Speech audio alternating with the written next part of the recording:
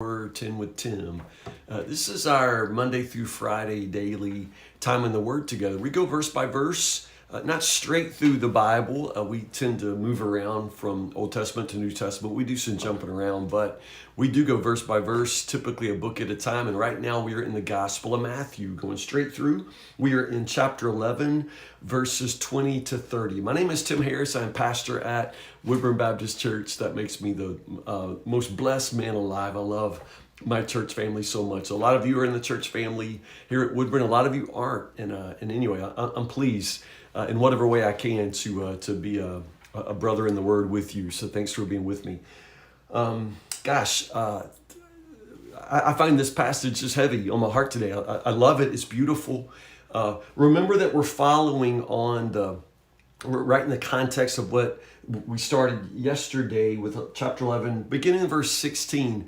After John the Baptizer expresses his disillusionment, Jesus then turns to talk about this generation, the way this generation is rejecting him and his message. And so that's kind of where we begin now in verse 20. We're following right in that context. We're talking about those who have rejected the message. And Jesus, just sort of says, if the miracles that had happened, he has just a couple of warnings for certain Galilean towns. He starts off with, Chorazin and Bethsaida.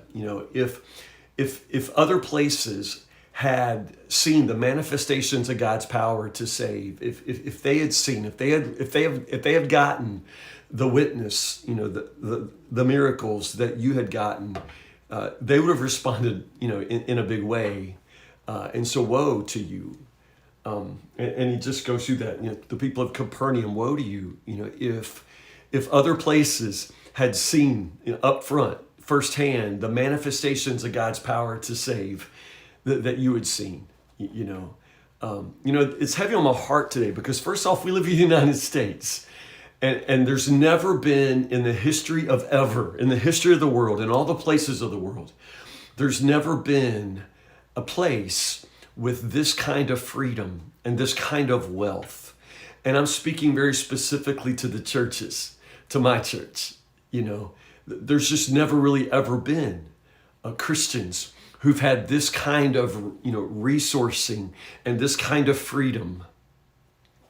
And I just sort of, find myself coming up against the warnings in this passage, especially as I think about the Christians in Afghanistan today. They have enjoyed for about 20 years of protection of American troops, and immediately that rug is pulled out from under their feet. These are very vulnerable Christians. They know that the Taliban will come against them. Some of them are already receiving letters in the house churches. We know where you live. We know what you're doing. These are Christians who have managed to follow Christ in the most difficult place, in the hardest context. And now they know that things for them are about to get much worse. They know that they can lose their house.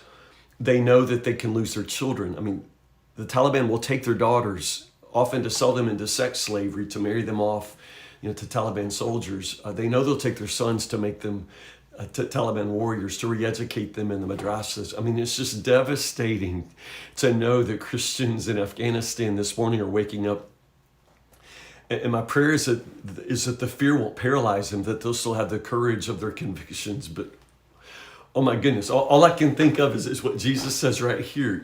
What if the Christians in Afghanistan who have such courage, such courage, what if they had been given what we've been given? What if they had the churches and the freedom and the wealth? What would they have done with it? Because we have it and we don't do anything with it. Our great church, this building that I'm sitting in, I'm paid. I am paid to do what Christians around the world would die to do, and I get paid to do it, and you're just free to go to church. You can just go to church, and sit in a comfortable pew, and you've got freedom to share the gospel. You don't, but you've got freedom to share it. And, all we do is come to church and complain about the music and worry about the money and complain, about how people dress. Oh my goodness. I just feel like these words are for us. You know, I mean, the Church of the United States, if Christians in other places have been given what you've been given, you have no idea what they would have done with it. I mean, they would have responded, you know, woe is you. I mean, you know, I just feel like it's a warning to us, and I'm sorry to be so emotional and over the top today, but I just feel so convicted because I know good and well that there are pastors around the world who would die to sit in this chair and have all that I have and the ability just to speak, you know, on social media to whoever, and I'm not afraid that somebody's going to come against me, you know, and I have all this freedom and all of these resources, and I just waste it. I just waste it.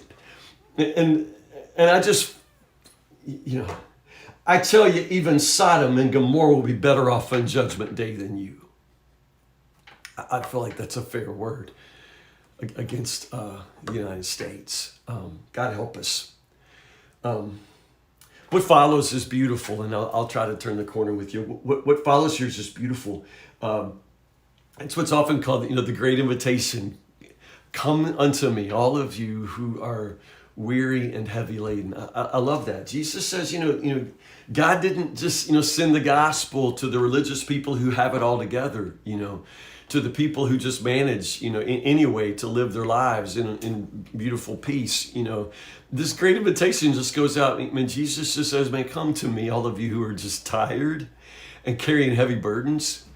And I know some of you this morning, man, that's just you. You know, all of you who are overwhelmed with your life and overwhelmed with all that you have to carry and overwhelmed with those in your life who depend upon you, you know, all of you who are working and never find fulfillment in it. You know, those of you who just have to give and give and give, and you never feel like you get anything back. Jesus says, just come to me, come to me. Isn't that amazing invitation? I mean, these are the people he wants to build his kingdom, you know, from. I mean, he's going to build his kingdom upon the tired and the overwhelmed. Yeah, I mean, yeah.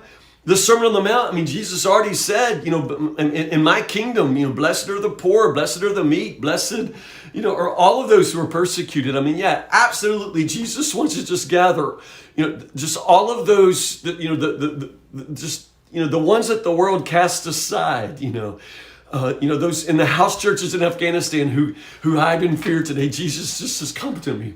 Just come to me. You know, it doesn't matter what the world makes of you. It doesn't matter what the world says about you. It doesn't matter what they do with you. Come to me. Come to me, and I will give you rest. You know, rest for your souls. That's Jesus's promise, and I just love that so much. Come to me.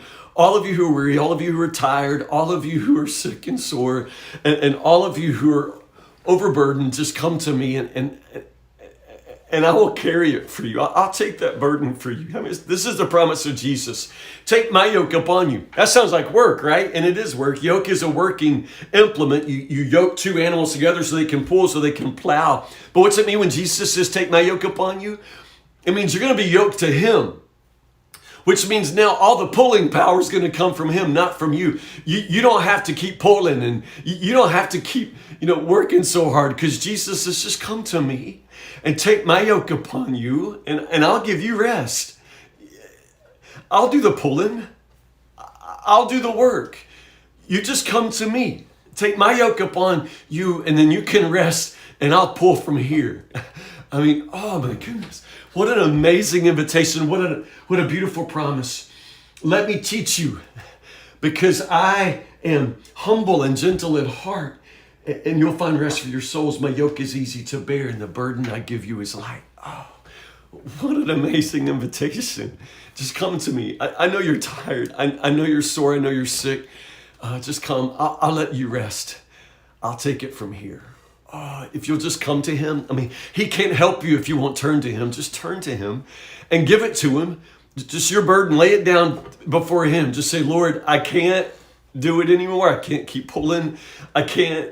I'm tired. I'm overwhelmed. And Jesus just says, you rest. I'll take it from here. And that's how he builds his kingdom. Oh, I love that so much. Oh, I'm sorry. I didn't mean to be such a mess today, but what an amazing word from God today. Come to him, all of you who are weary and carrying heavy burdens. He'll take it from here. I love you guys so much. Tomorrow we'll pick up right there at the end of chapter 11. We'll start in chapter 12. We'll go verses 1 to 21. Chapter 12, verses 1 to 21. Listen, have a great Tuesday. I'm going into staff meeting. Pray for our church staff here at Woodburn. Warren Weeks still out on medical leave. Warren, I love you so much. God bless you, brother. We miss you, but you stay home and don't worry about us. And you just continue to do your therapy. Get better, man. Get stronger, and we'll jump back in when you're able to jump back in. Love you guys so much. Have a great Tuesday. I'll see you in the morning. Lord willing, 10 o'clock for 10 with Tim.